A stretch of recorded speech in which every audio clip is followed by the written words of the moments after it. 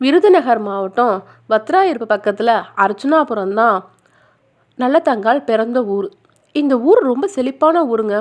இந்த ஊரில் மாந்தோப்பு, தென்னந்தோப்பு, வாழை மரம், தேக்கு மரம், பாக்கு மரம்னு ஏராளம்.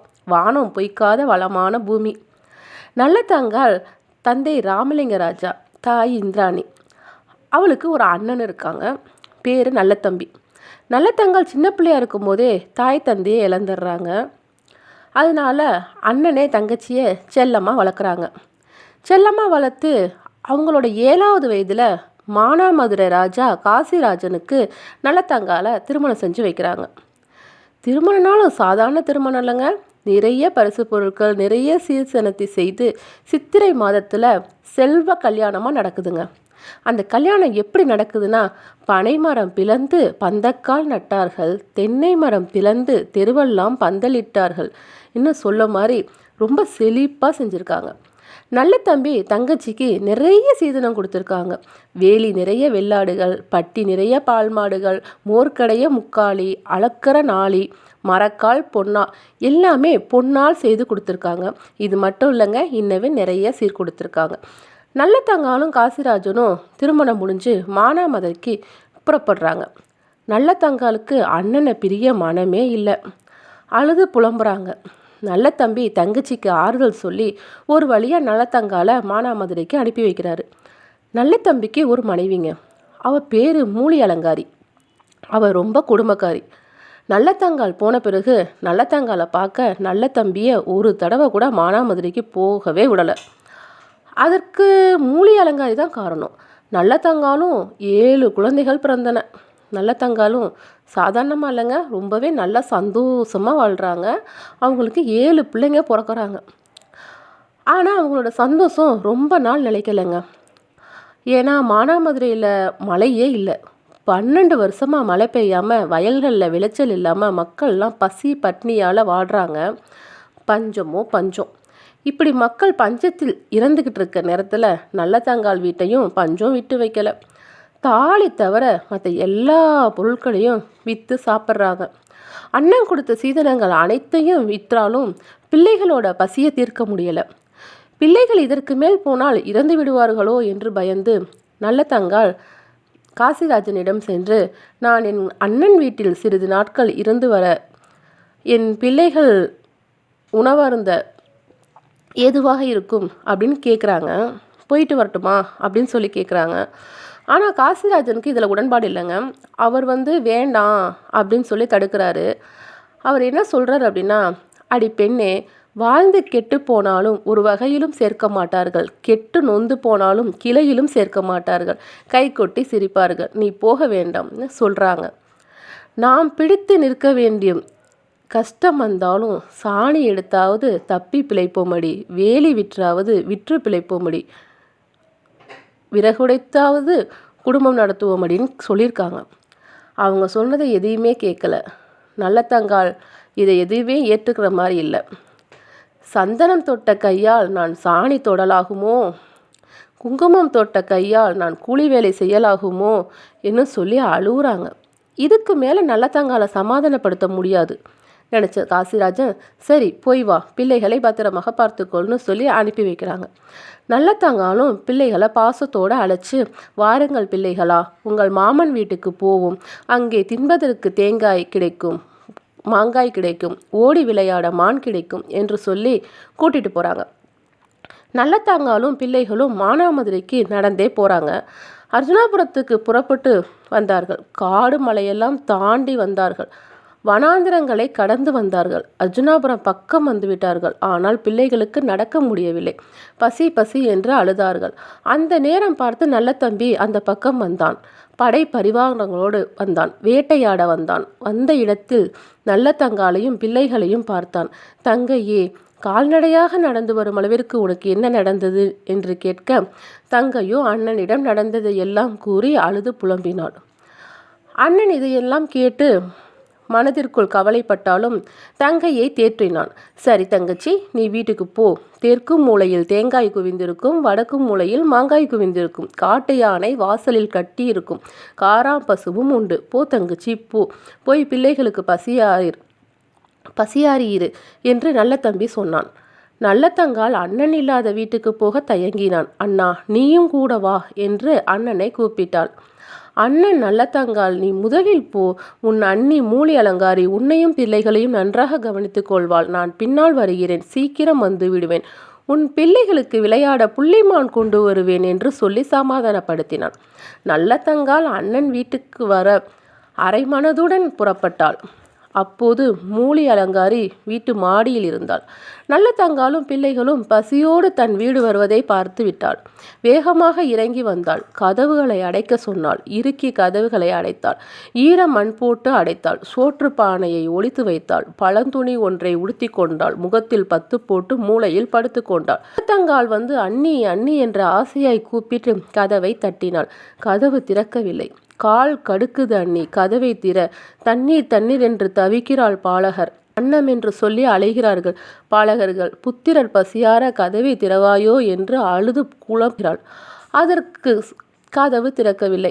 நல்லதங்காளுக்கு கோபம் வந்தது. நான் கதவர் படீர் என்று கதவு திறக்கட்டும் என்று கட்டளையிட்டாள்.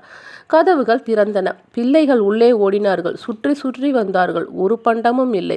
மூலி அலங்காரி படுத்திருந்த இடத்தில் தேங்காயும் மாங்காயும் குவிந்து கிடந்தன. ஓடி சென்று ஒரு பிள்ளை தேங்காயை எடுத்தது. தாவி சென்று ஒரு பிள்ளை மாங்காயை கடித்தது. மூலி அலங்காரி விரட்டென்று எழுந்தாள். மாங்காயை பறித்து போட்டாள். 1000 அழுகால் மாங்காயில் ஒன்று எடுத்து கொடுத்தாள். தேங்காயை பறித்து போட்டாள். 1000 தேங்காயில் அழுகல் தேங்காயை ஒன்று எடுத்து கொடுத்தாள். பார்த்தாள் நல்லதங்காள். மனம் பதறினாள். அண்ணி, என் மக்களின் பசியை ஆத்துங்க என்று கெஞ்சினாள். மூலி அலங்காரி 7 வருஷம் மக்கி போன கேப்பையை கொடுத்தாள். திரிப்பதற்கு உடைந்த திருக்கையை கொடுத்தாள். உலை வைக்க ஓட்ட பானையை கொடுத்தாள். நல்லதங்காள் பொறுமையாக கேப்பையை திருக்கையில் போட்டு அரைத்தாள். எப்படியோ கஷ்டப்பட்டு கஞ்சி காய்ச்சினாள். ஈரமட்டைகளை வைத்து எரித்தாள். கூழும் கொதிக்கணும், குழந்தை பசி ஆறணும் என்று தெய்வங்களை வேண்டிக் கொண்டாள். ஒரு வழியாக கஞ்சி கொதித்தது. ஆனால் பிள்ளைகள் கஞ்சியை குடிக்கப் போகும் நேரத்தில் மூலி அலங்காரி வந்தாள்.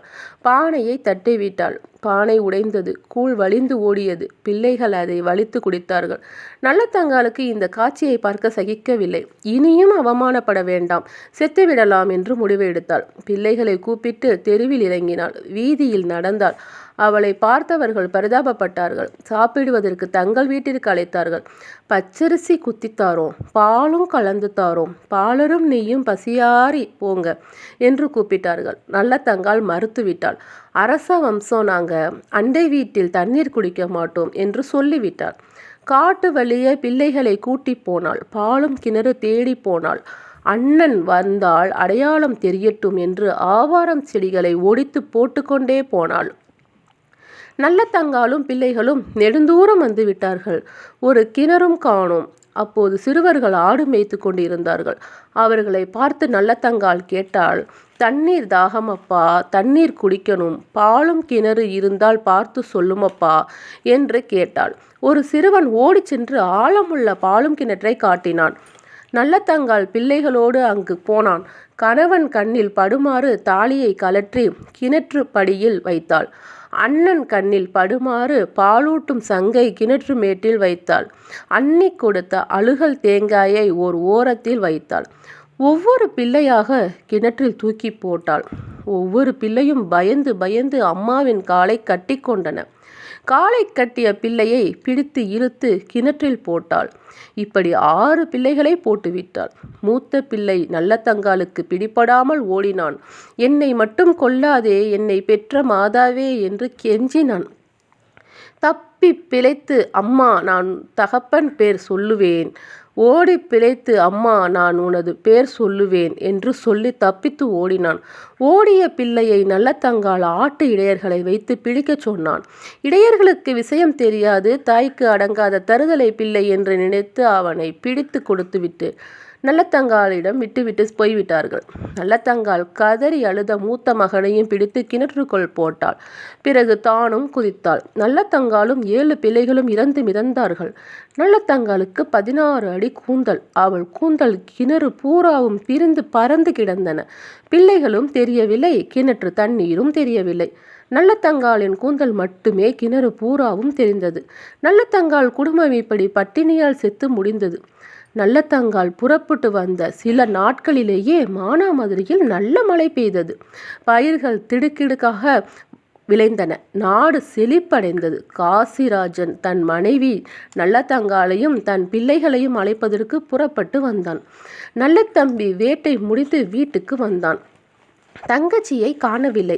தங்கச்சி பிள்ளைகளையும் காணவில்லை. பதறி போனான். மூலி அலங்காரியை பார்த்து, என் தங்கச்சியையும் தங்கச்சி பிள்ளைகளையும் எங்கே என்று கேட்டான். மூலியால் கூசாமல் பொய் சொன்னாள். சீரக சம்பா சோறு ஆக்கி போட்டேன், 10 வகை காய்கறி செய்து வைத்தேன், சாப்பிட்டு போனாங்க என்று பொய் சொன்னான்.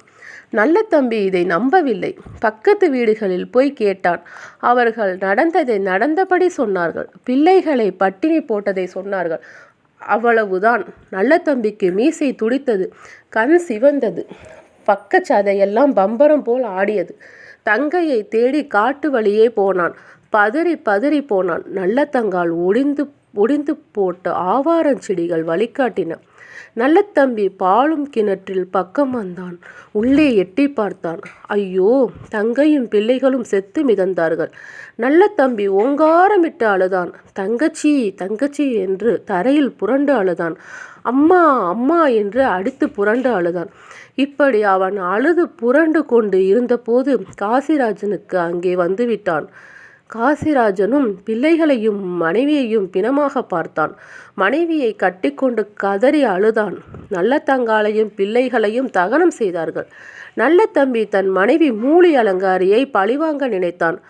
அவளை மட்டுமல்ல, அவள் குலத்தை பழிவாங்க ஏற்பாடு செய்தான்.